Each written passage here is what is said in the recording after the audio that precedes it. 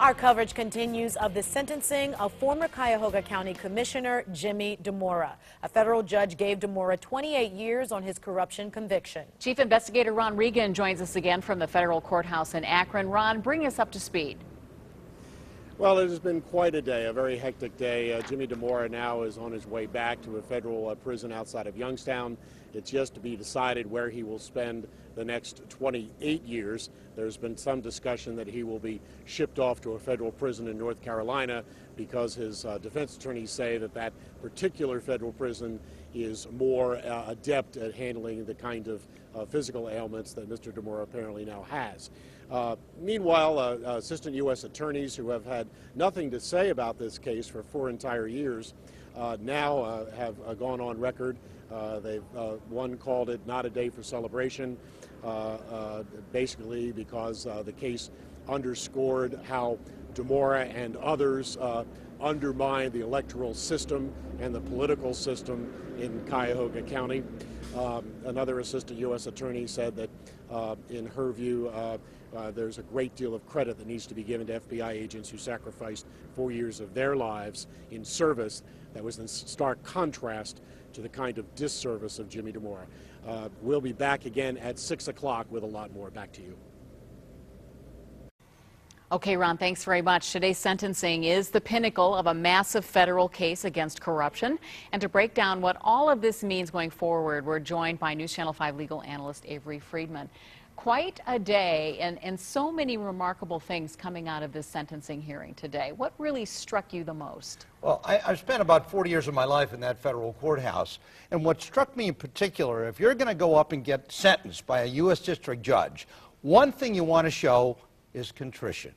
Some expression of regret, some idea that perhaps there's a misunderstanding. This is the same fellow that said the Bush administration was behind prosecuting him. Of course, he was prosecuted by the Obama administration. But even at the end, that 9-minute period, Lee, had the opportunity to show some expression of regret. And we saw absolutely none. Absolutely none. And I thought it was interesting, too, that the judge, and this is the first time I've heard this brought up, but she said near the beginning of her remarks that she thought he might need to address his alcohol problem.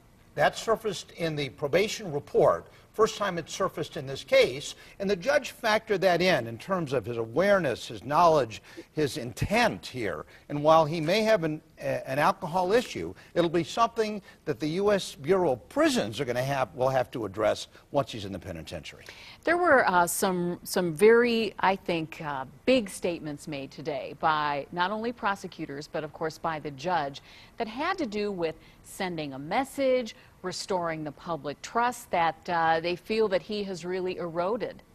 Well, you know, I thought the most dramatic part after the sentencing was Ann Rowland, one of the senior U.S. attorneys who really was the face of dignity of the Department of Justice, when she talked about a new era. And indeed, we have a new Inspector General, an office that never existed in the past, that's devoted solely to examining questions of ethics. So what Ann Rowland said in her press conference was exactly right, and you're right, it was a dramatic, poignant part of the post-conviction part of this case. Of course, you know, in the law, it's all about precedent. And how do you feel that this enormous corruption investigation and these trials will resonate going forward? Well, if I'm in public service, I'm going to make sure that, you know, I dot the I's, cross the T's. And you know what?